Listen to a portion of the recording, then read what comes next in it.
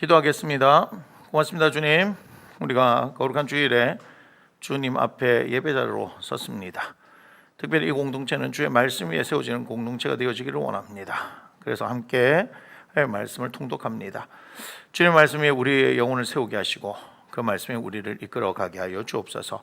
주의 말씀 읽다가 주의 음성 듣게 하여 주옵소서. 말씀하여 주옵소서. 감사합니다. 예수님의 귀하신 이름으로 기도드립니다. 아멘. 성경 등록 마태복음 16장에서 18장입니다. 마태복음 16장에서 18장.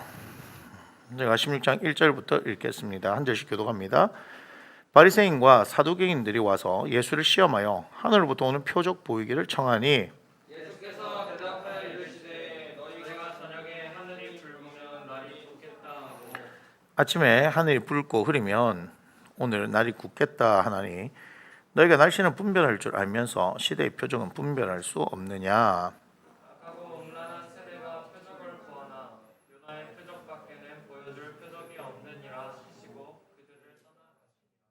제자들이 건너편으로 갈새 떡 가져가기를 잊었더니 예수께서 이르시되 삼가 바리새인과 사두개인들의 노릇을 주의하라 하시니 제자들이 서로 논의하여 이르되 우리가 떡을 가져오지 아니하였도다 하거늘 예수께서 하시고 이르시되 믿음이 작은 자들아 어찌 떡이 없으므로 서로 논의하느냐. 너희가 아직도 깨닫지 못하느냐. 떡 5개로 5,000명을 먹이고 죽은 것이 몇 바구니며 떡 7개로 4,000명을 먹이고 주은 것이 몇 광준이었는지를 기억하지 못하느냐. 어찌 내가 말한 것이 떡에 관함이 아닌 줄을 깨닫지 못하느냐. 오직 바리새인과 사두개인들의 누룩을 주의하라 하시니 그제서야 제자들이 떡의 누룩이 아니요 바리새인과 사두개인들의 교훈을 삼가라고 말씀하신 줄을 깨달으니라. 예수께서 빌립보 가이사랴 지방에 이르러 제자들에게 물어 이르시되 사람들이 인자를 누구라 하느냐. 이르되 너는 세례 요한 너는 엘리야 어떤 이는 예레미야나 선지자 중에 하나라 하나이다. 이르시되 너희는 나를 누구라 하느냐. 시몬 베드로가 대답하여 이르되 주는 그리스도시요 살아계신 하나님의 아들이시니이다. 예수께서 대답하여 이르시되 바요나 시몬아 내가 복이 있도다. 이를 네게 알게 한 이는 혈육이 아니요 하늘에 계신 내 아버지시니라. 또 내가 내게 이르노니 너는 베드로라 내가 이 반석 위에 내 교회를 세우리니 음부의 권세가 이기지 못하리라. 내가 천국 열쇠를 내게 주리니 네가 땅에서 무엇이든지 매면 하늘에서도 맬 것이요 네가 땅에서 무엇이든지 풀면 하늘에서도 풀리리라 하시고 이 제자들에게 경고하사 자기가 그리스도인 것을 아무에게도 이르지 말라 하시니라. 이때로부터 예수 그리스도께서 자기가 예루살렘에 올라가 장로들과 대제사장들과 서기관들에게 많은 고난을 받고 죽임을 당하고 제3일에 살아나야 할 것을 제자들에게 비로소 나타내시니 베드로가 예수를 붙들고 훈련하여 이르되 주여 그리 마옵소서 이 일이 결코 주께 미치지 아니하리이다. 예수께서 돌이키시며 베드로에게 이르시되 사탄아 내 뒤로 물러가라. 너는 나를 넘어지게 하는 자로다.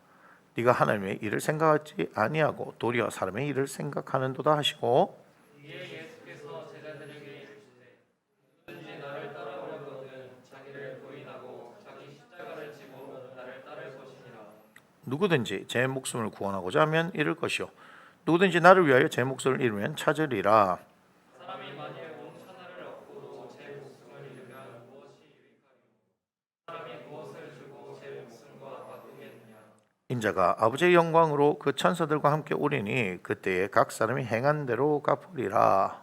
진실로 너희에게 이르노니 여기 서 있는 사람 중에 죽기 전에 인자가 그 왕권을 가지고 오는 것을 볼 자들도 있느니라. 엿새 후에 예수께서 베드로와 야고보와 그 형제 요한을 데리시고 따로 높은 산에 올라가셨더니 그들 앞에서 변형되사 그 얼굴이 해같이 빛나며 옷이 빛과 같이 휘어졌더라. 그때 모세와 엘리야가 예수와 더불어 말하는 것이 그들에게 보이거늘 베드로가 예수께 여쭈어 이르되 주여 우리가 여기 있는 것이 좋사오니 만일 주께서 원하시면 내가 여기서 초막셋을 싣되 하나는 주님을 위하여 하나는 모세를 위하여 하나는 엘리야를 위하여 하리이다. 말할 때에 후련히 빛난 구름이 그들을 덮으며 구름 속에서 소리가 나서 이르시되 이는 내 사랑하는 아들이요 내 기뻐하는 자니 너는 그의 말을 들으라 하시는지라. 자들을 예수께서 나와 그들에게 손을 대시며 이르시되 일어나라 두려워하지 말라 하시니 제자들이 눈을 들고 보매 오직 예수 외에는 아무도 보이지 아니하더라. 그들이 산에서 내려올 때에 예수께서 명하여 이르시되 인자가 죽은 자 가운데서 살아나기 전에는 본 것을 아무에게도 이르지 말라 하시니 제자들이 물어 이르되 그러면 어찌하여 서기관들이 엘리야가 먼저 와야 하리이까니까. 예수께서 대답하여 이르시되 엘리야가 과연 먼저 와서 모든 일을 회복하리라. 엘리야가 이미 왔으되 사람들이 알지 못하고 임의로 회복하였도다. 인자도 이와 같이 그들에게 고난을 받으리라 하시니 그제서야 제자들이 예수께서 말씀하신 것이 세례 요한인 줄을 깨달으니라.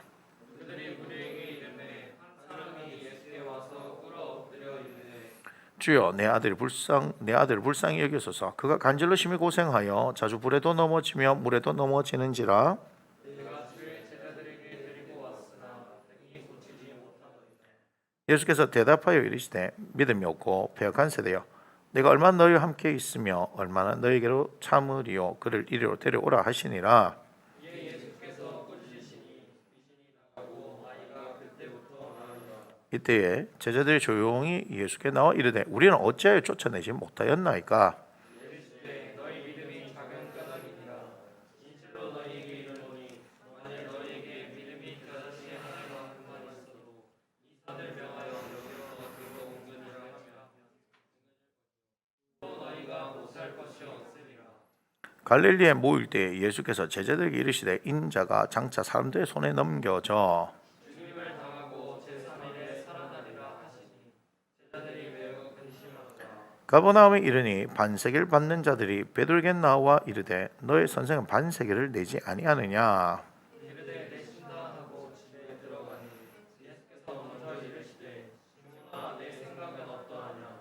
세상 능력들이 누구에게 관세와 혹세를 받느냐. 자기 아들에게냐 타인에게냐. 베드로가 이르되 타인에게니이다. 예수께서 이르시되 그렇다면 아들들은 세를 면하리라. 그러나 우리가 그들이 실족하지 않게 낚시를 던져 먼저 오르는 고기를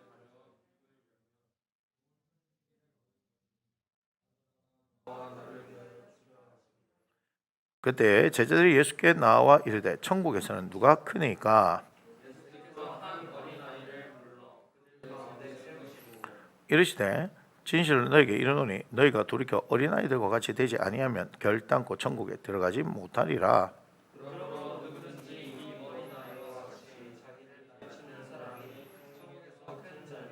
또 누구든지 내 이름으로 이런 어린아이 하나를 영접하면 곧 나를 영접함이니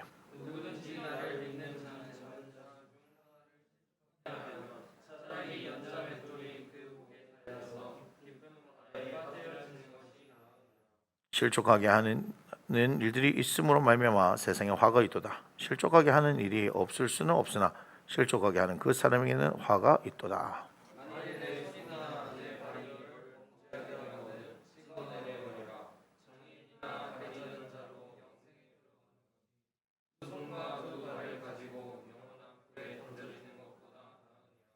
만일 네 눈이 너를 범죄하게 하거든 떼어내버리라. 한 눈으로 영생에 들어가는 것이 두 눈을 가지고 지옥불에 던져지는 것보다 나으니라.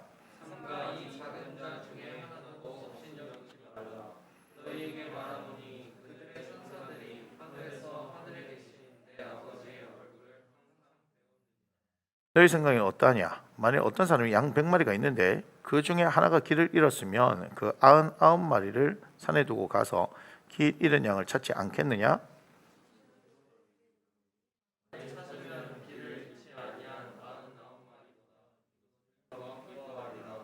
이와 같이 이 작은 자 중에 하나라도 잃는 것은 하늘에 계신 너희 아버지의 뜻이 아니니라.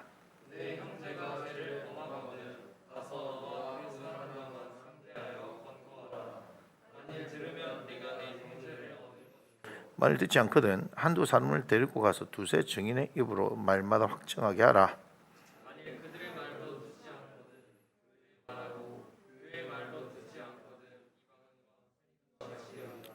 진실로 너에게 이르노니 무엇이든지 너희가 땅에서 매면 하늘에서도 매일 것이요 무엇이든지 땅에서 풀면 하늘에서도 풀리리라. 진실로 다시 너희에게 이르노니 너희 중에 두 사람이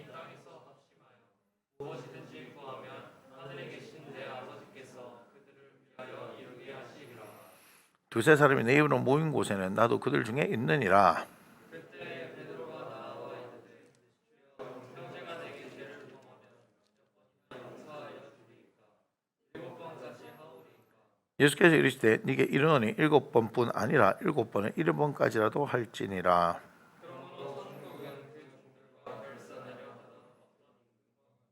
결산할 때 10,000달란트 빚진 자 하나를 데려오매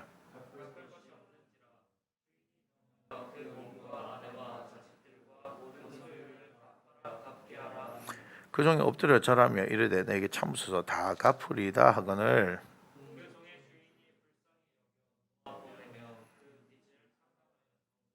그 종이 나가서 자기에게 100데나리온 빚진 동료 한 사람을 만나 붙들어 목을 잡고 이르되 빚을 갚으라 하매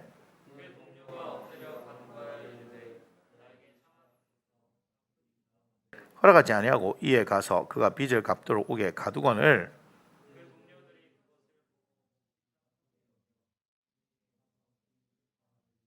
이에 주인이 그를 불러다가 말하되 악한 종아 네가 빌기에 내가 네 빚 전부를 탕감하여 주었거늘 내가 너를 불쌍히 여긴과 같이 주인이 노하여 그 빚을 다 갚도록 그를 옥졸들에게 넘기니라. 너희가 가까운 마음으로부터 형제를 용서하지 아니하면 나의 하늘 아버지께서도 너희에게 이와 같이 하시리라. 아멘. 우리 함께 자리에서 일어나셔서 사도신경으로 우리의 신앙을 고백하겠습니다. 나는 전능하신 아버지 하나님 천지의 창조주를 믿습니다. 나는 그의 유일하신 아들 우리 주 예수 그리스도를 믿습니다. 그는 성령으로 잉태되어 동정녀 마리아에게서 나시고 본디오 빌라도에게 고난을 받아 십자가에 못 박혀 죽으시고 장사된 지 사흘 만에 죽은 자 가운데서 다시 살아나셨으며 하늘에 오르셔 전능하신 아버지 하나님 우편에 앉아 계시다가 거기로부터 살아있는 자와 죽은 자를 심판하러 오십니다. 나는 성령을 믿으며 거룩한 공교회와 성도의 교제와 죄를 용서받는 것과 몸의 부활과 영생을 믿습니다. 아멘. 함께 선포합니다. 이러므로 하나님이 그를 지극히 높여 모든 이름 위에 뛰어난 이름을 주사 하늘에 있는 자들과 땅 위에 있는 자들과 땅 아래에 있는 자들로 모든 무릎을 예수의 이름에 꿇게 하시고 모든 입으로 예수 그리스도를 주라 시인하여 하나님 아버지께 영광 돌리게 하셨느니라. 아멘. 찬송가 430장입니다.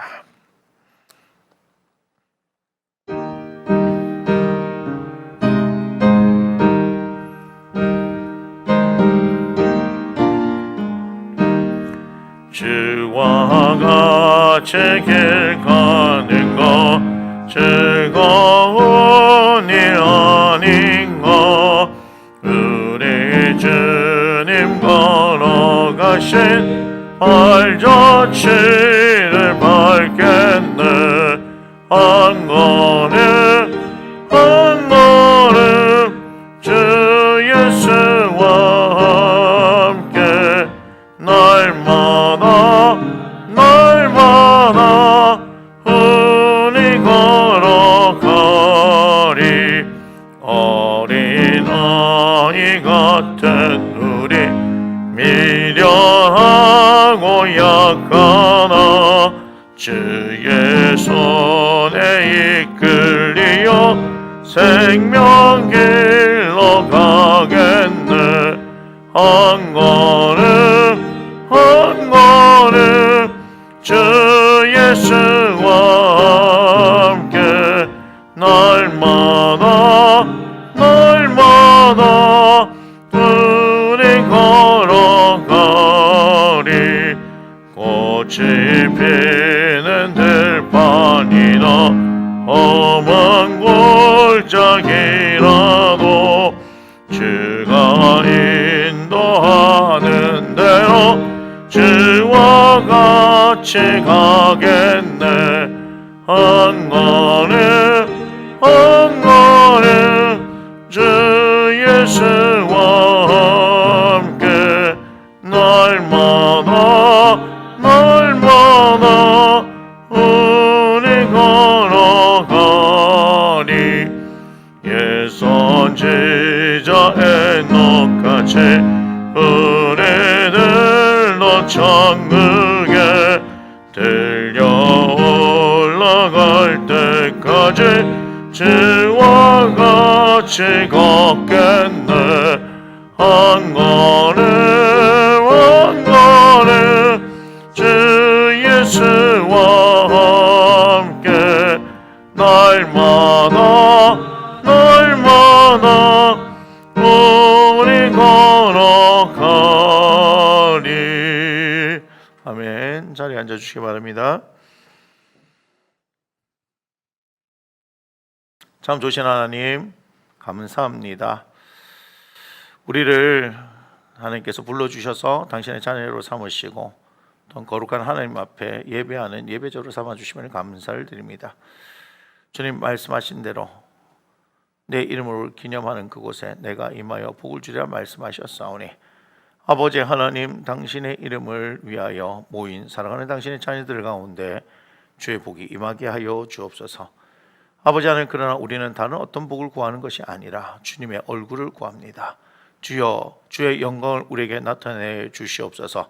살아계신 하나님을 갈망하오니 그 하나님께서 우리에게 말씀하여 주옵소서. 살아계신 하나님의 말씀을 듣기를 원합니다. 그 말씀이 우리 가운데 역사하기를 원하며 그 말씀이 우리를 이끌어가기를 원합니다. 심령골수를 찔러 쪼개는 하나님의 말씀, 진리의 성령님, 당신께서 이 일을 기꺼이 행하실 줄 믿사오니 아버지 하나님, 우리에게 말씀의 능력을 나타내 주시옵소서. 말씀이 역사하게 하옵소서. 말씀에 사로잡히게 하소서. 말씀의 인도함을 받는 아버지 하나님, 우리의 삶이 되어지기를 결단한 이 시간 되어지기를 원하오니 하나님, 당신의 말씀으로 충만한 이 시간 되게 하여 주옵소서. 아버지 하나님, 당신을 예배하고 갈망하는 이들 위해 주의 은혜로 충만하게 하여 주옵소서. 축복합니다. 주 예수님의 이름으로 감사하며 기도드립니다. 아멘.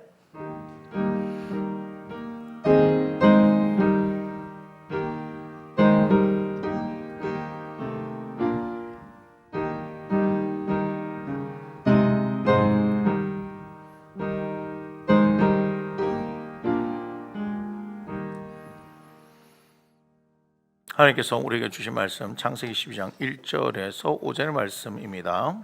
창세기 12장 1절에서 5절의 말씀 제가 봉독하겠습니다. 창세기 12장 1절에서 5절의 말씀. 여호와께서 아브라함에게 이르시되 너는 너희 고향과 친척과 아버지의 집을 떠나 내가 네게 보여줄 땅으로 가라. 내가 너로 큰 민족을 이루고 네게 복을 주어 내 이름을 창대하게 하리니 너는 복이 될지라.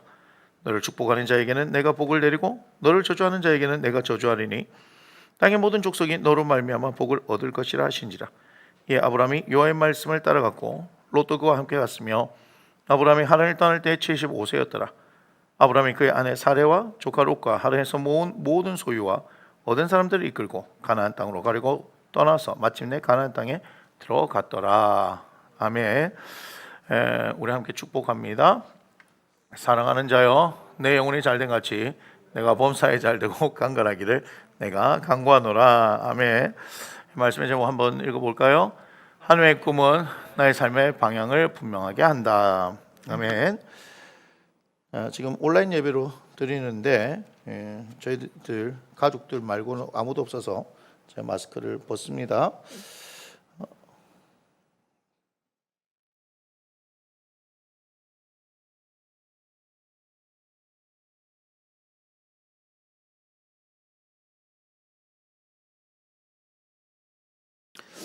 창세기 12장 특별히 1절에서 이 5절 말씀 우리가 너무나 잘 알고 있는 말씀입니다. 아브라함에게 하나님께서 나타나셔서 고향과 친척과 아비 집을 떠나서 하나님께서 지시할 땅으로 가라 이렇게 말씀하셨고 아브라함이 하나님의 말씀을 따라갔다 하는 분명한 메시지가 있습니다.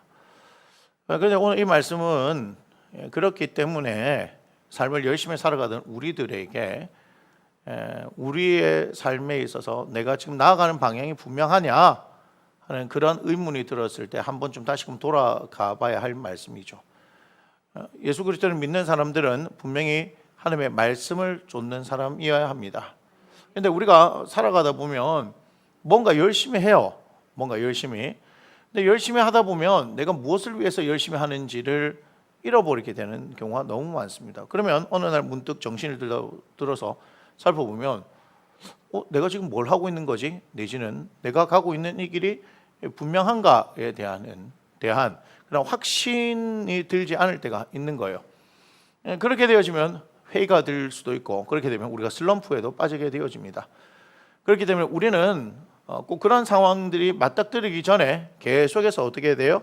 하나님의 말씀으로 우리의 방향성들을 점검하는 것이 필요하다 하는 것을 기억해 볼 필요가 있습니다.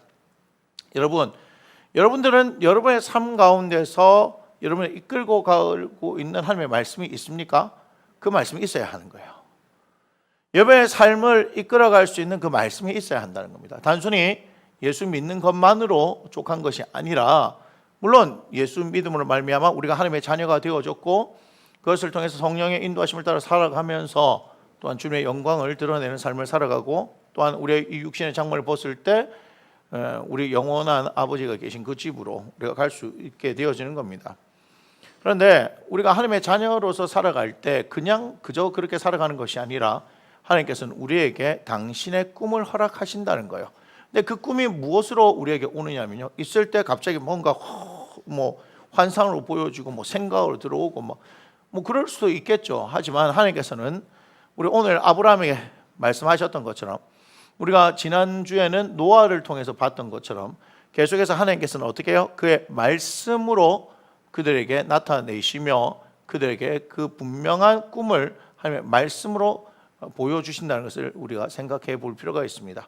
그렇기 때문에 여러분들이 예수 그리스도를 믿음으로써 하나님의 자녀로 살아가는데, 여러분들의 인생을 이끌고 갈 만한 하나님의 말씀이 있느냐, 이것을 살펴봐야 하는 거예요. 보통 우리가 꿈을 꾼다라고 하면요, 자신이 원하는 것을 이야기합니다. 난 이렇게 한 삶을 살아야 되겠다, 난 무엇이 되어야 하겠다 등등등 그렇게 얘기를 하는 겁니다.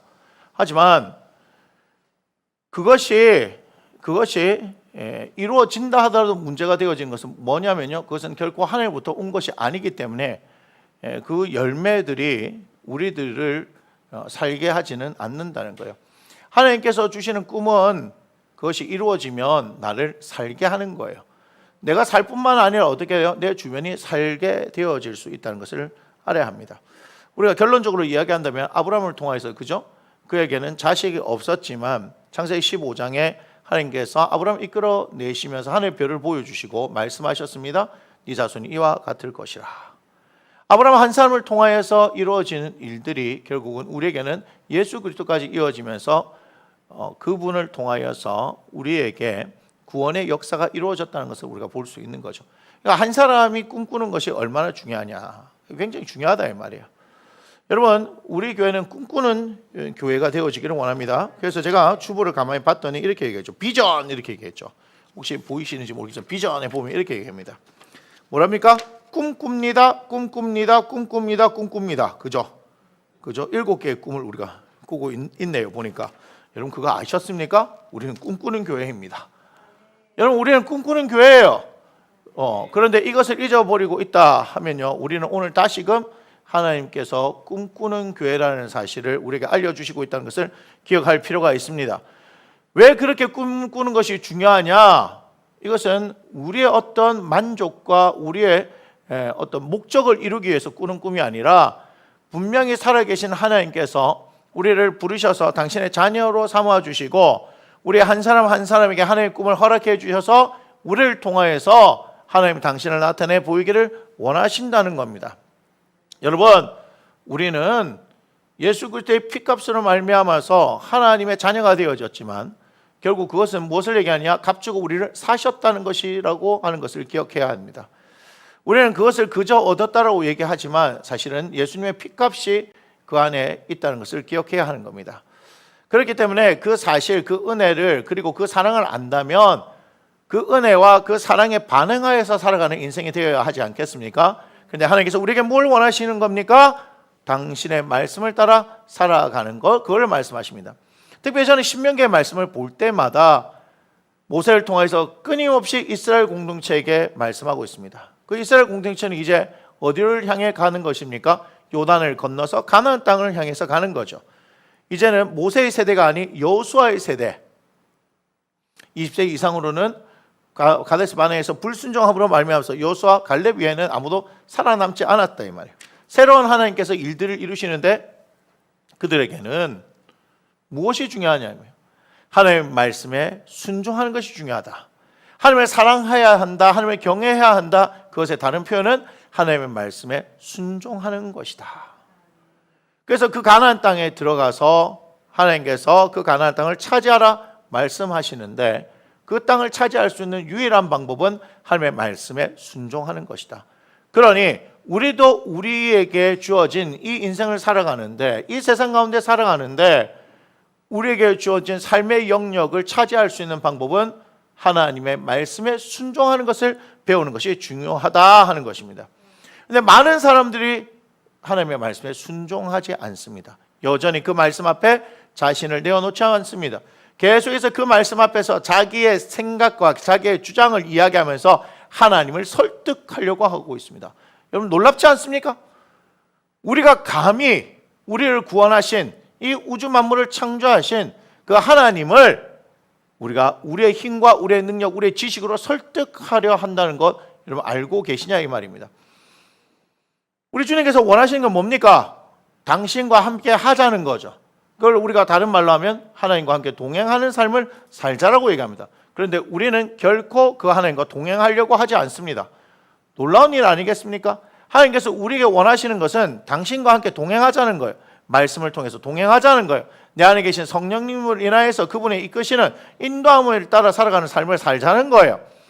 로마서 8장 14절을 보니까 하나님의 자녀는 하나님의 영의 인도함을 따라 살아가는 사람이라고 얘기하는데 그 하나님의 영은 우리가 예수 그리스도를 믿음으로 말미암아서 우리를 성전 삼으셨기에 우리 안에 계시다. 요한복음 14장 16절 이후를 보니까 어떻게 말씀하시냐면 그 성령은 영원토록 우리와 함께 하시는데 우리 속에 계시겠고 우리를 그와 같이 버려두지 않는다라고 말씀하십니다.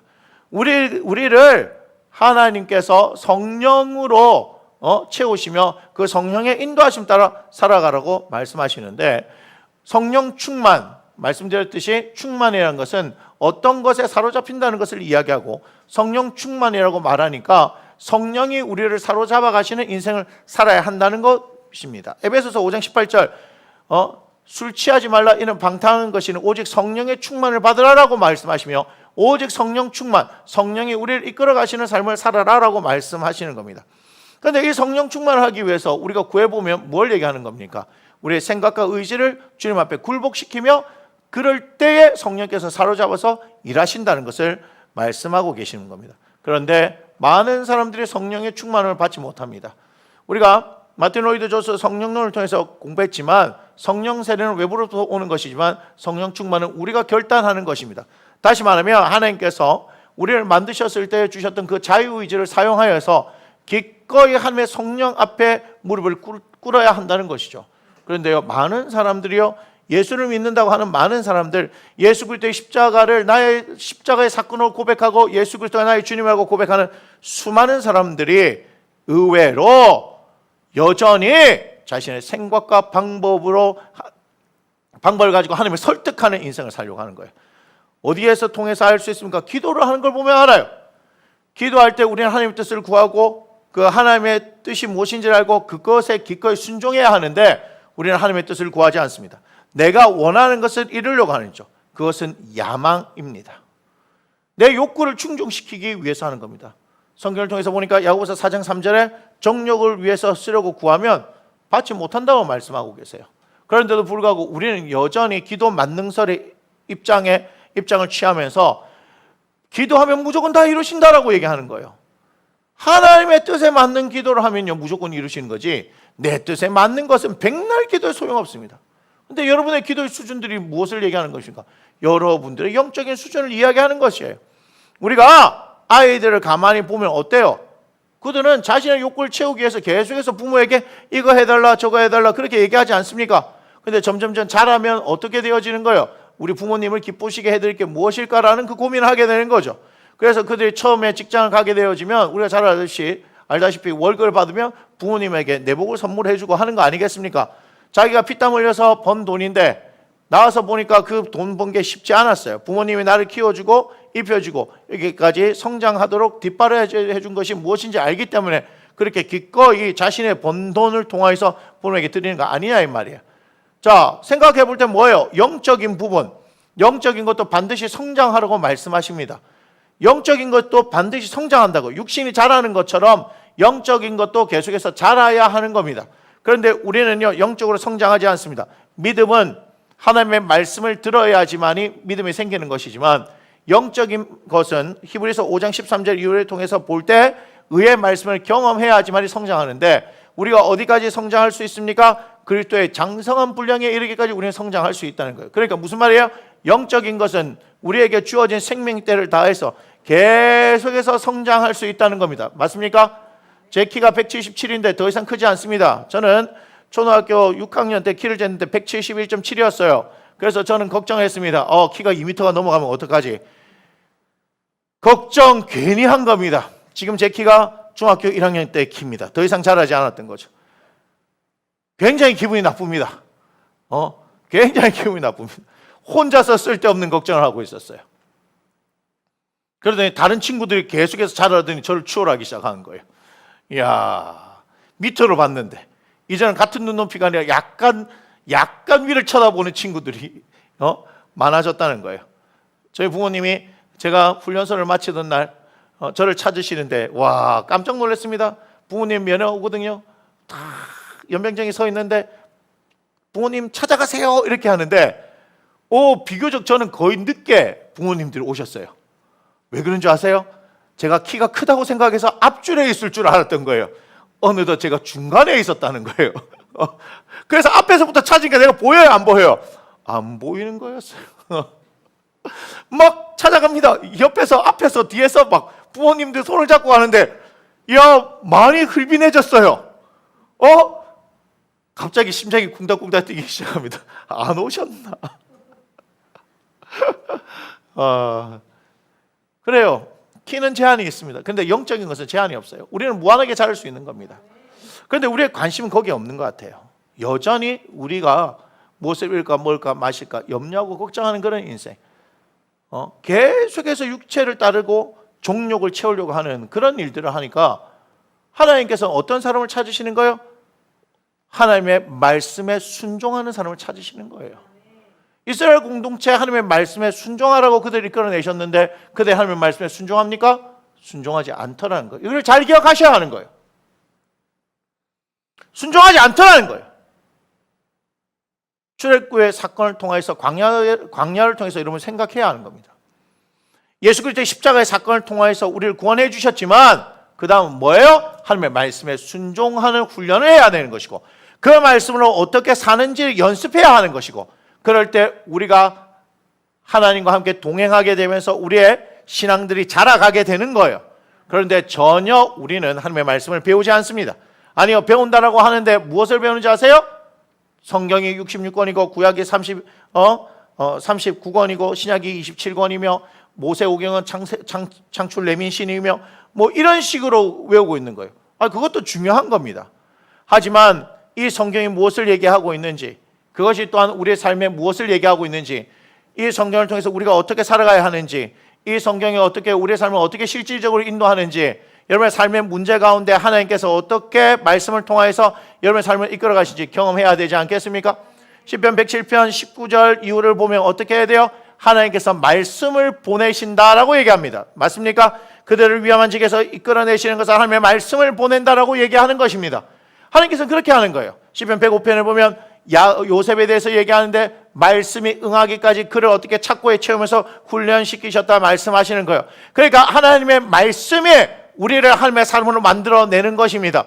그 말씀이 응하게 하기 위해서 하나님께서 하나님의 사람으로 성장시키기 위해서 훈련시켜 나가야 하는데 우리는 그것을 견디지 못하는 거예요. 그러니 하나님의 꿈을 꾸는 사람들이 사라지는 겁니다. 여러분, 하나님의 꿈은요 당장 이루어지겠습니까? 아니에요. 우리의 평생을 걸쳐서 이루어지는 거예요. 아브라함을 본토 친척 아비 집에서 불러내실 때 오늘 나이가 몇 살이냐면 4절에 보니까 75세였더라고 이야기합니다. 그런데 하나님께서 어떻게 하십니까? 100세에 이삭을 주시고 아직까지 끝난 게 아닙니다. 맞습니까? 이삭을 번제로 바치게 하고 난 이후에 그때 모리아산에서 이제야 네가 나를 경외하는 줄 알겠다라고 하는 하나님의 인정을 받았던 것을 여러분 기억하셔야 하는 겁니다. 여러분, 그래서 오늘 우리가 여호수아 14장을 보면요, 제가 바이블 코에 적어놨지만 여호수아 14장 10절 이후를 보면 누구에 대한 얘기가 나오면 갈렙에 대한 이야기가 나옵니다. 여호수아 14장 10절 우리가 한번 찾아서 읽어보겠습니다. 여호수아서 14장 10절입니다. 10절 다 찾으셨으면 한번 읽어보겠습니다. 이제 보소서, 여호와께서 이 말씀을 모세에게 이르신 때로부터 이스라엘이 광야에서 방황한 이 45년 동안을 여호와께서 말씀하신 대로 나를 생존하게 하셨나이다. 오늘 내가 85세로 돼 모세가 나를 보내던 날과 같이 오늘도 내가 여전히 강건하니 내 힘이 그때나 지금이나 같아서 싸움이나 출입에 감당할 수 있으니 그날에 여호와께서 말씀하신 이 산지를 지금 내게 주소서. 아멘. 우리가 너무나 잘 아는 말씀이죠. 이 산지를 내게 달라. 그런데 이 요구를 누가 하냐면 85세 된 갈렙이라는 어른이 하는 거예요. 85세. 육신적인 나이로는 불가능한 나이입니다. 그런데 이 갈렙은 무엇을 경험했습니까? 하나님의 말씀을 경험했던 것입니다. 애굽 땅에서 그도 종살이 했었습니다. 그 가운데서 그가 나왔죠. 나이 40이 되던 때에 그가 유다 지파를 대표해서 가나안 땅을 40일 동안 정탐하고 옵니다. 그런데 같이 갔던 모든 사람들이 여기 그는 하나님께서 약속하신 적과 꿀이 흐르는 땅이라는 것을 인정했지만 자기와 또한 여호수아 외에는 아낙 자손을 봄으로 말미암아서 두려움에 떨었던 것을 알고 있습니다. 여호수아 갈렙은 뭘 얘기하는 겁니까? 하나님께서 약속한 땅이 맞다. 거기에 산지 사람이 있고 아낙 자손 거대한 거인들이 있을지라도 하나님께서 우리와 함께 하시면 그 땅 차지할 수 있다라고 얘기하는 겁니다. 왜 그들이 그런 얘기를 할 수 있었을까요? 나머지 10명이 바보라서 그랬나요? 그 10명의 정탐은 잘못된 것일까요? 아니요, 너무나 현실적인 이야기입니다. 그런데 왜 여호수아 갈렙은 그렇게 했을까요? 그들은 애굽 땅에서 하나님이 하시는 일들을 봤잖아요. 그들은 어디를 건넜습니까? 홍해를 건넜잖아요. 그 모든 일들을 경험했잖아요. 그들의 삶 가운데 하나님께서 무조건 믿어라 한 것이 아니라 당신을 분명하게 나타내셨다는 것입니다. 그렇기 때문에 여호수아 갈렙은 하나님에 대한 믿음을 가지고 하나님께서 일도 능히 행하실 거라는 걸 말씀하신 거예요. 왜요? 홍해를 가르신 분이 애굽에서 자신들이 이끌어내신 하나님께서 그 일을 못 하시겠냐는 거죠. 그런데 나머지 10명은 그 모든 은혜를 잊어버린 거예요. 여기서 우리는 기억해야 할 것이 있습니다. 하나님께서 우리에게 은혜의 경험들을 주심으로 말미암아 그들의 신앙의 성장이 있고 하나님에 대한 신뢰가 있는 사람이 있는 반면에 그때는 그때고 또 다른 문제 앞에서 절망하는 그런 사람들이 있다는 것을 기억해야 합니다. 여러분 어느 쪽입니까?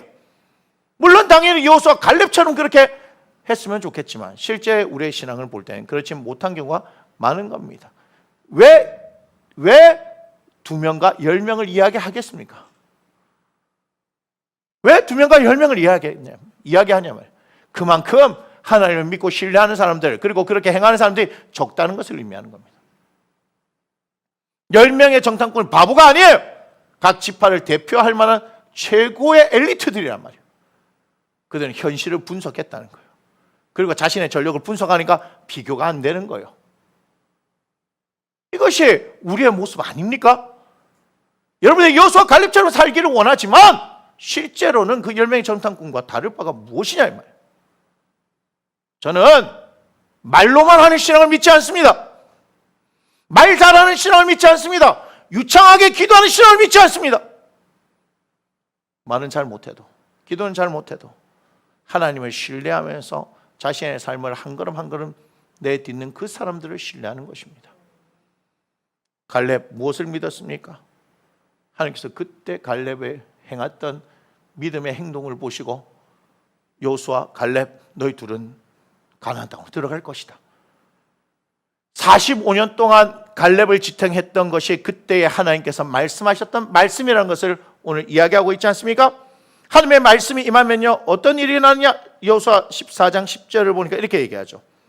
이제 보소서 여호와께서 이 말씀을 모세에게 이르신 때로부터 이스라엘이 광야에서 방황한 이 45년 동안을 여호와께서 말씀하신 대로 나를 생존하게 하셨나이다. 아멘. 하나님께서 말씀하시면 말씀하신 대로 된다는 것, 그것을 갈렙이 믿고 여기까지 왔습니다. 내 나이 85세로 돼. 그의 나이 40살에 하나님께서 주신 것들을 붙들고 그것이 자신의 삶의 방향성을 놓고 살아갔던 갈렙. 여호수아 갈렙 외에는 20세 이상으로 남아있는 어른들이 없으니 하나님께서는 어떻게 하시는 거예요? 여호수아를 지도자로 삼고 또한 갈렙이라는 또 한 사람을 통하여서 요단강을 건너 가나안 땅을 정복할 때에 이 두 어른들을 통해서 하나님의 말씀을 쫓아가는 삶이 무엇이라는 것을 분명히 보여주지 않았겠냐는 거예요. 저도 소원하기를 지금 우리 성도들 또한 다음 세대들에게 우리 목사님은 하나님의 말씀을 믿고 그 말씀에 신뢰하여서 그 말씀을 따라가는 사람이구나, 그 말씀대로 이루어질 것을 믿고 살아가는 사람이구나, 그것을 보여주고 싶은 거예요. 저에게는 다른 게 없습니다. 저에게는 다른 것이 볼 게 없습니다. 그런데 저는 여러분과 동일하게 살아계신 하나님을 믿는 사람이고 나에게 주셨던 이 말씀의 진리라는 걸 믿고 하나님께서 말씀하시면 그 말씀대로 이루신다는 것을 믿고 나아가는 것뿐입니다. 여러분은 하나님을 어떤 하나님을 믿습니까? 저는 하나님을 말씀하시는 하나님을 믿습니다. 살아계신 하나님께서 우리에게 말씀하시는 하나님을 믿고 있다는 말입니다. 그분께서 말씀하시면 말씀대로 이루신다는 겁니다. 갈렙을 통해서 우리는 그것을 볼 수 있는 거예요. 아브라함이 무엇을 쫓아갔다고요? 하나님의 말씀을 쫓아갔다는 것을 여러분 기억하십시오. 말씀을 쫓는 인생들, 그것이 순탄한 것을 얘기하는 거 아닙니다. 그 이후에 아브라함의 여정을 보면 모리아산에 올라가서 이삭을 번제로 드릴 때까지 결코 평탄한 인생을 살지 않습니다. 그의 인생 가운데는 하나님의 말씀을 잠깐 놓쳐서 실수하는 경우도 있습니다. 위기의 상황도 있습니다. 그러나 하나님께서 말씀하셨기 때문에 말씀을 쫓아서 선택했던 그의 인생 가운데 하나님께서 그 말씀을 이루기 위해서 책임져 주신다는 것을 그걸 기억해야 한다는 것입니다. 그렇기 때문에 하나님의 꿈은 하나님의 말씀입니다. 나를 통해서 이루고자 하시는 하나님의 꿈은 하나님께서 나에게 주시는 말씀으로 구체적으로 주어진다는 것을 여러분 기억하시기 바랍니다. 그렇기 때문에 여러분의 삶을 분명하고 규모 있게 살지 못한다는 것은 여러분들에게는 하나님의 꿈이 없다는 것을 얘기하는 겁니다. 내게 한 번밖에 주어지지 않은 이 인생 가운데 여러분 주어진 이 삶을 허투루 쓰고 있다는 것은, 내 육신을 위해서 살고 있다는 것은 여러분들에게 하나님의 꿈이 없다는 것입니다. 여러분이 해야 할 게 무엇인지 아십니까? 꿈을 꾸어야 한다는 겁니다. 하나님의 말씀을 구하십시오. 하나님께서 내게 한 번밖에 없는 이 인생 가운데 무엇으로 어떻게 살기를 원하시는지를 들으셔야 한다는 것입니다. 여러분 들으셔야 한다는 겁니다. 하나님의 말씀을 듣지 못하면 여러분들은 한 번밖에 없는 인생을 헛되이 보내게 되는 것입니다. 나이, 성별, 인종, 빈부, 귀천 아무런 문제가 안 됩니다. 하나님께서 말씀하신 하나님께서 그 말씀하신 대로 이루신다는 것을 여러분 기억하셔야 하는 거예요. 여러분 하나님의 말씀을 들으십시오. 하나님의 말씀을 구하십시오. 하나님께서 말씀하신 대로 여러분의 인생을 살아갈 것이기 때문입니다. 제가 늘 언제나 얘기하죠. 지금은 반지하에서 몇 명 되어지지 않는 성도들과 함께 예배하지만 저는 하나님의 꿈을 꿉니다. 저를 보면서 가능성을 꿈꾸는 것이 아니라 우리 하나님을 보고 그 하나님께서 내게 주시는 그 꿈을 붙들고 가는 거예요.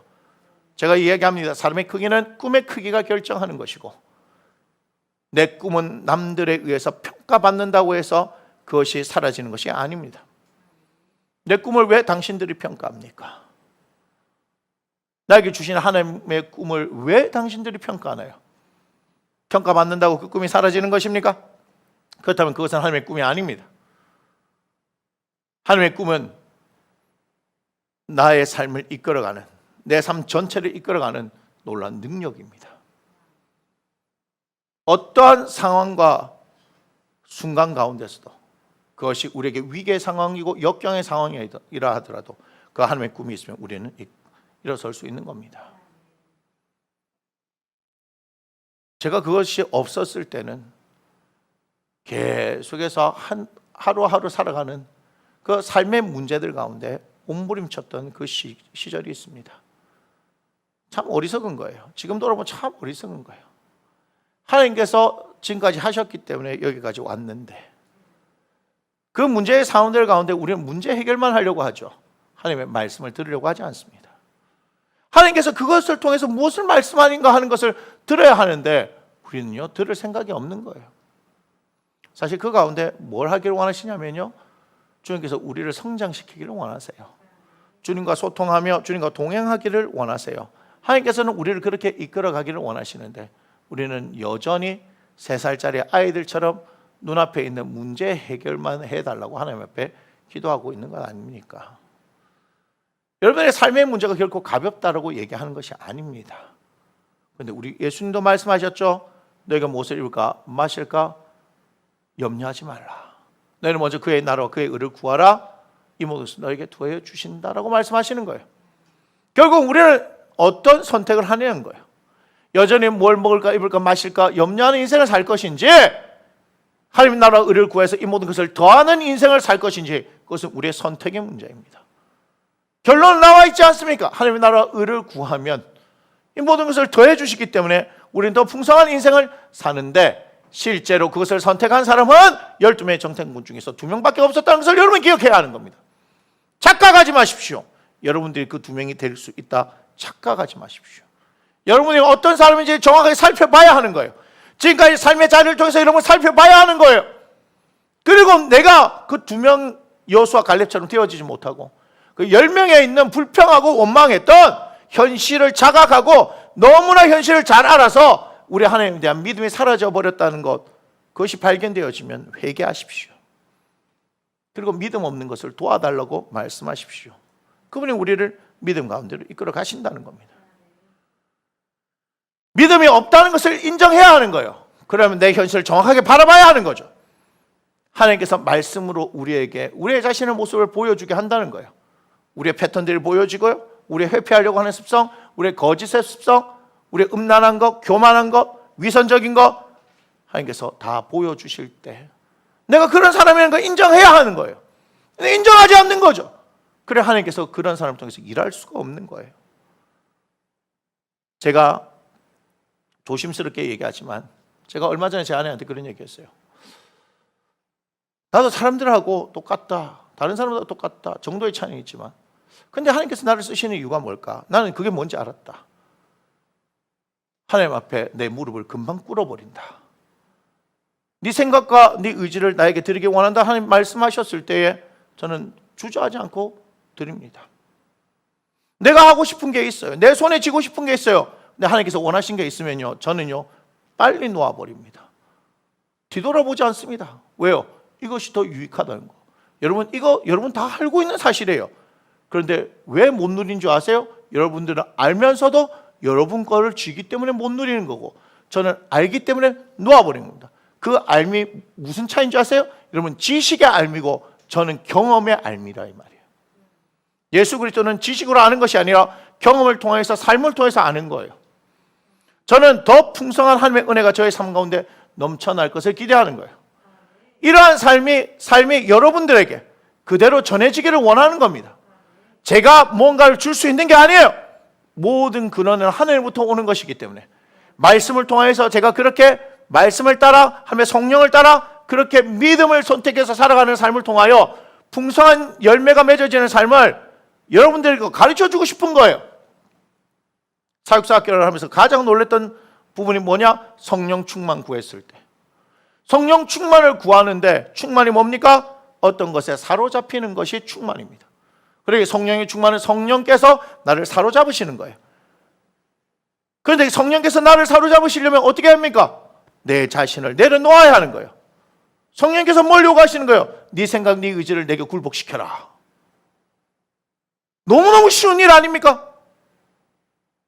굴복시켜버리면 그때부터 성령께서 사로잡기 시작하십니다. 그런데 재밌는 걸 발견했습니다. 사역사 학교를 하는데 전부 다 뭐하고 있는 줄 아세요? 성령의 충만을 경험하지 못하는 거예요. 즉 성령의 사로잡힘을 경험하지 못하는 거예요. 왜 그렇나요? 전부 자신의 생각과 자신의 의지가 그대로 시퍼렇게 살아있더라고요. 갈라디아서 2장 20절 내가 그리스도와 함께 십자가에 못 박혔나니 그런즉 이제는 내가 사는 것이 아니라 내 안에 그리스도에 사시는 것이라 말씀은 줄줄줄 외워요. 그런데 정말 여러분들한테 예수 그리스도께서 사시느냐? 아니더라 이 말이에요. 왜 그래요? 십자가에 못 박히지 않았기 때문에. 굴복하지 않는 거예요. 굴복하지 않는 거예요. 여러분 굴복하지 않아요. 세상에 우리가 그렇게 똑똑하고 잘났습니까? 굴복하지 않더라는 거예요. 왜 그렇죠? 주님 앞에 무릎 꿇는 것이 치욕스러운 겁니까? 주님 앞에 내 생각을 내려놓는 것이 그렇게 아깝습니까? 내 거를 포기하는 것이 내 인생을 완전히 망쳐버리는 것입니까? 그게 아닌 걸 알면서도 여러분 그렇게 되지 않아요. 무슨 말인지 아시겠어요? 이스라엘 공동체가 그랬단 말이에요. 날마다 하나님께서 주시는 만나를 먹었다 이 말이에요. 필요하면 고기도 주시고요, 필요하면 반석에서 물도 나게 하셨어요. 더우니까 구름 기둥으로, 추우니까 불 기둥으로 그들을 인도하셨어요. 성막을 만드시거나 하나님의 영광이 그들 가운데 충만하게 임재하셨어요. 늘 언제나 하나님께서 동행하신다고 얘기하는데 그들은 어떻게 해요? 그 하나님을 잊어버리는 거예요. 자신이 하고 싶은 대로 하는 거예요. 출발하자마자 민수기 10장에서 출발하자마자 11장부터 박살나기 시작하는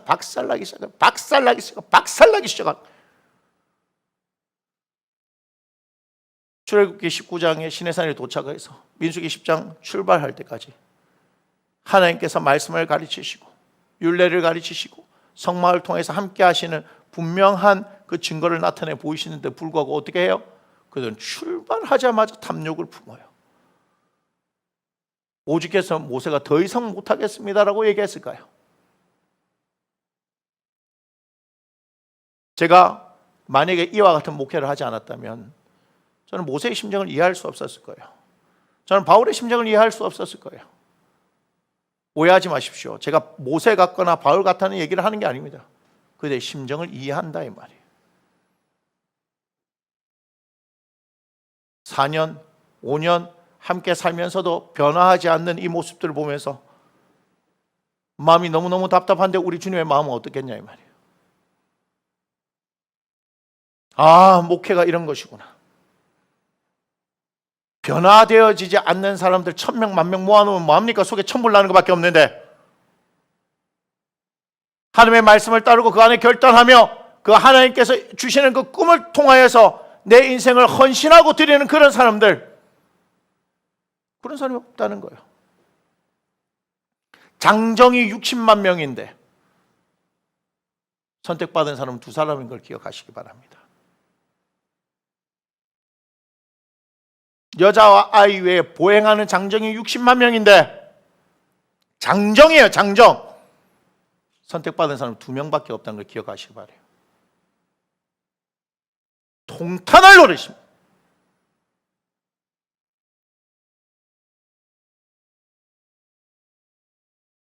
이 교회는 숫자를 얘기하는 것이 아니라 하나님의 말씀을 따르기로 하고 자신을 헌신한 사람이 필요한 거예요.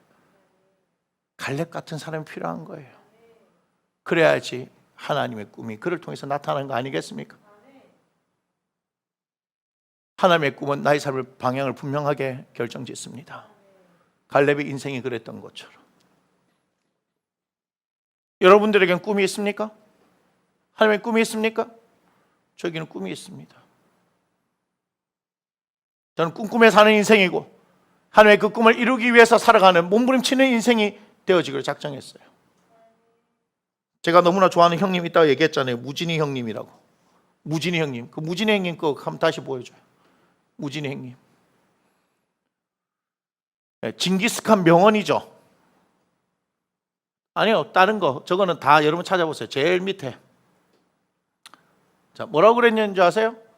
혼자서 꿈을 꾸면 한낱 꿈일 뿐이지만 모두가 같은 꿈을 꾼다면 그것은 현실이 된다. 저는 우리 교회에 하나님의 꿈을 함께 꾸는 사람들이 필요합니다. 저 혼자서 꿈을 꾼다고 되는 게 아니에요. 함께 꿈을 꾸기를 원하는 거예요. 그래서 이 공동체는 하나님의 꿈의 공동체가 되어야 하는 거예요. All nations to the Lord. 모든 열방을 주님께. 하나님의 말씀에 실제하시고 성령께서 친히 인도하시는 그런 꿈의 공동체가 되어야 한다는 거예요.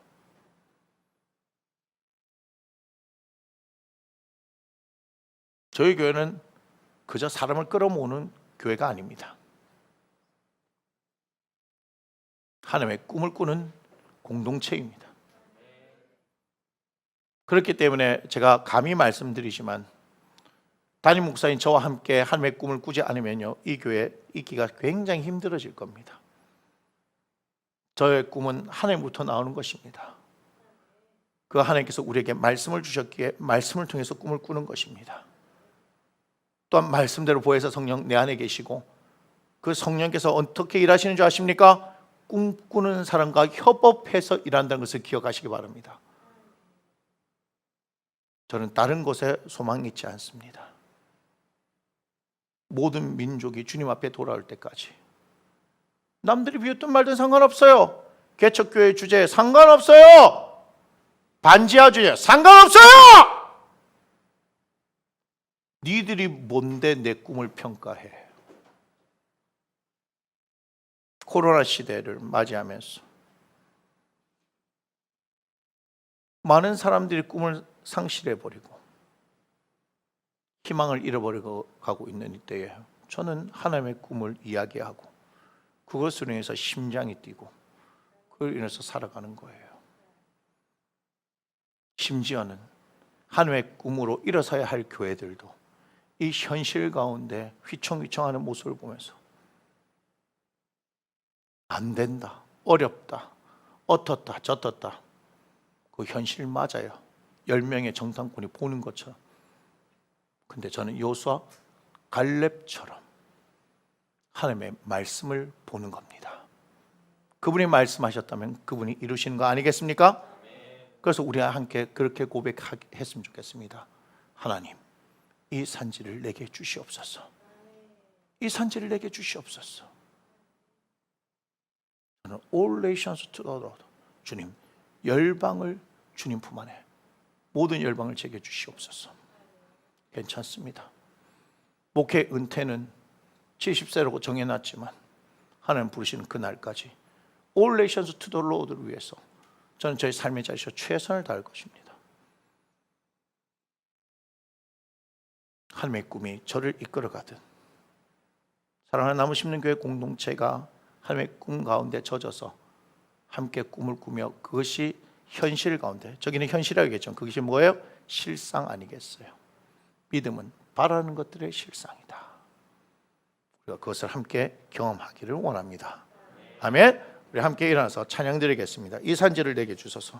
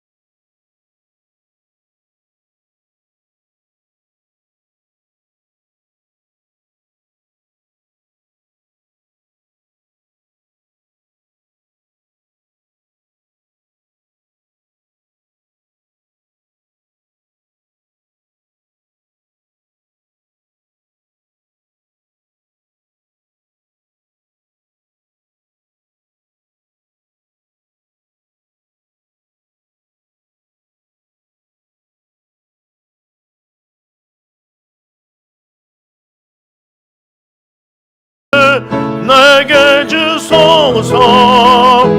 그날에 주께서 말씀하신 이제 내가 주님의 이름으로 그 땅을 취하리. 우리 한 번 더 고백합니다.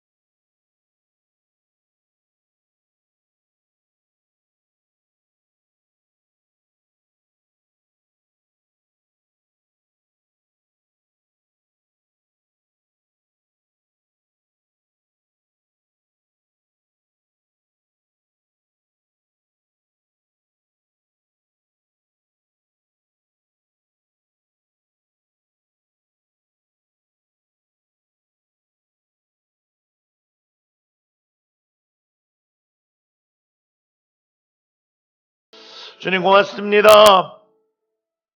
우리에게 말씀하셔서 하나님의 꿈을 꾸게 하시는 그 하나님을 찬양합니다. 예수 그리스도의 십자가를 통하여서 하나님의 자녀로 불러주셨는데 이제 이 땅 가운데 주의 자녀로 살아가기에 하나님의 거룩한 꿈을 꾸게 하시니 감사합니다.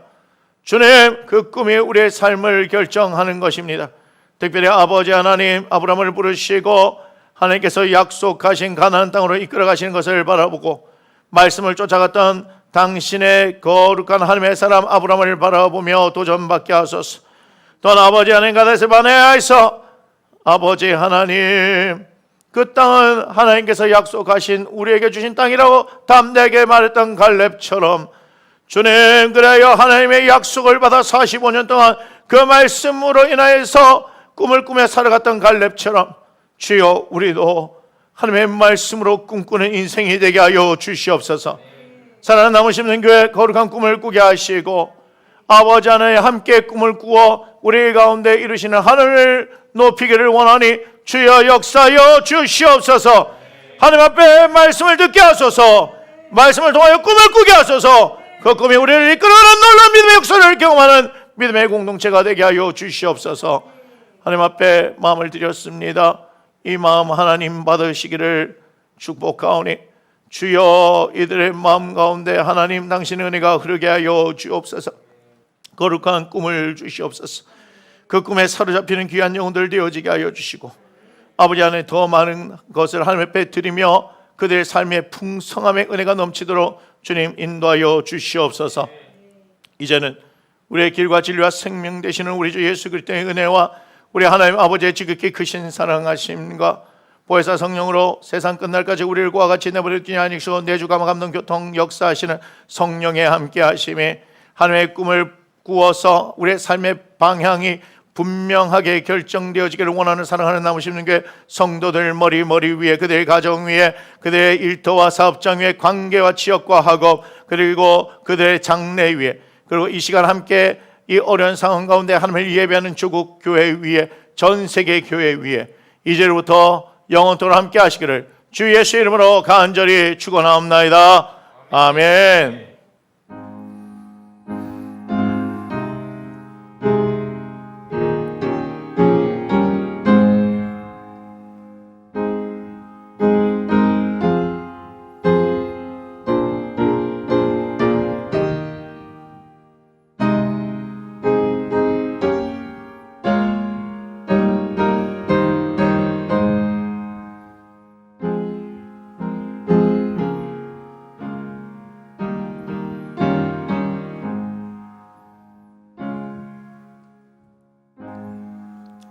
함께 고백합니다. 이분의 영광을 하나님께 올려드립니다. 아멘. 자리에 앉아주시고 광고 드리도록 하겠습니다.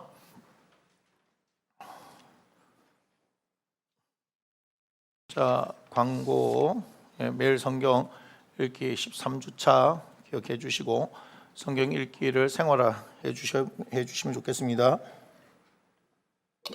사역사학교 월요일부터 하기로 했던 것이 지난주부터, 그죠? 화요일부터 이제 금요일까지 하는데 13일은 금요일 오전까지만 하겠습니다. 왜냐하면 13일 또 오후부터는 제가 수련회가 있어요. 이번 주부터는 제가 한 2주간 굉장히 힘듭니다. 강행군입니다. 그래서 내일 제가 쉬고 화요일부터 금요일까지 사역사 학교, 그다음에 금요일 토요일 수련회, 주일 예배 마치고 주일 또 오후부터 월요일까지 15, 16일 수련회가 있고, 그다음에 17일 또 화요일부터 목요일까지예요. 금요일까지 아니고 원래 17일부터 19일까지는 사역사 학교가 없는데 제가 그 전에 4주 한다고 했다가 한 주 쉬었다가 해보니까 뭐 사역사 학교 어쨌든 하나님의 은혜가 있고 또 말씀을 좀 더 가르치기 위해서 한 3일 정도 더 합니다. 저기 또 왜 금요일까지 안 하냐면 또 20일 날 또 금요일에는 충주에 가서 또 가족 수련회가 있기 때문에 그게 금요일 토요일 주일까지, 그래서 8월 20 며칠이죠? 2일까지가 제가 이제 강행군이 될 텐데 여러분 생각날 때마다 기억을 해주시고, 제가 이제 보시면 알겠지만 시간을 조금 더 늘렸다가 줄였다가 막 계속 했던 이유들이 뭐냐면 제가 밥합니다. 밥 다 하는 건 아니지만 제가 밥할 때가 있어요. 그래서 또 제가 아니더라도 제 아내가 밥을 해야 될 때가 있고 뭐 그런 상황들이 계속 있기 때문에 시간들이 그래요. 그리고 여름에 물론 이 교회가 시원하지만 체력적으로 굉장히 이게 딸립니다. 그리고 우리가 5시 반부터 일어나서 막 운동하고 막 큐티하고 막 여러분들 여기 안 살면 몰라요. 얼마나 전쟁터인지. 그리고 점심 먹고도 전쟁이고 저녁 먹고도 마찬가지예요. 저녁 먹고 잠자리 들 때까지 전쟁터입니다. 여기가. 예. 정말이에요. 그런데 어떡하겠어요? 이게는 훈련하는 장소이기 때문에 뭐 편하려고 온 게 아니기 때문에 그런 겁니다. 그러니까 여러분 잘 아시고 그렇게 참고해 주시고, 유튜브에서 실시간 뭐 보시는 분들이 몇 분 계신가 본데 보시고 녹화도 하니까 한번 보셨으면 좋겠습니다. 가족 수련회 한번 보세요. 이번 주 금요일 토요일에 허진희 집사님, 그다음에 윤성용 집사님 가정은 이제 주일하고 월요일, 그래서 금토주월 뭐 이렇게 제가 지금 되는 거죠. 그 기억하시고, 그다음에 유아 집사님 가정이 8월 20일부터 21일 있음을 보시고요. 그리고 제가 이제 이거 하면서 말씀드리는데 그 가족 수련회 교회에서 하는데 뭐 5인 이상 뭐 금지 이거 아닙니다. 여러분 잘 아세요. 사적 모임 금지예요. 사적 모임 금지. 우리는 사적 모임이 아니고 가족 수련회인데 이게 가족 예배예요. 예배. 이건 공적인 거예요. 지금 우리가 개별적으로 하는 게 아니고 공적이기 때문에 우리가 교회에서 하는 거는 10명까지 괜찮으니까 걱정 안 하셔도 됩니다. 이해가 되세요? 우리가 뭐 몰래 모여서 사적 모임 하는 게 아니기 때문에 걱정하지 마세요. 그다음에 이번 주 큐티는 이제 욥기로 들어갔죠. 욥기 3장부터 9장입니다. 큐티 잘 해주시고 그렇게 하셨으면 좋겠습니다. 그리고 이제 수능이 사실 제가 적지는 않았지만 화요일이면 100일 남았어요. 수능이 100일. 수능 100일. 그래서 우리 수능 치는 애들이 몇 명 있는데 여러분 생각날 때마다 기도해 주시고 뭐 그렇게 하셔야 될 거예요. 저희들이 몇 명이 있거든요. 그래서 다음 주에는 그 명단을 한번 올려볼까 하니까 생각날 때 여러분 좀 기도해 주셨으면 좋겠습니다. 자, 제가 기도할게요. 점심 기도할게요. 고맙습니다, 주님. 우리 하나님께서 함께 하셔서 아버지 하나님 풍성한 은혜를 허락해 주시면 감사를 드릴 때 아버지 영적인 풍성함만이 아니라 육적인 또 풍성함들을 하나님 채우기를 원합니다. 주님, 참 무더운 여름 날씨 가운데서 불 앞에서 일하는, 땀 흘리면서 일하는 많은 헌신하는 수고하는 손길들이 있음을 기억하시고 결국은 그것이 사랑 아니겠습니까? 주님, 그 사랑을 하나님께 드리오니 먼저 받으시고 아버지 하나님 우리에게 주의 은혜를 풍성하게 내려주셔서 아버지 하나님 감사히 잘 먹고 오늘도 주어진 날 주님과 함께 귀한 시간들을 보내기를 원합니다. 주님 인도하여 주옵소서. 풍성한 식탁의 교제를 축복하며 주 예수님의 이름으로 감사하며 기도드립니다. 아멘. 자, 우리 남은 시간들 잘 보내시기 바랍니다. 고맙습니다.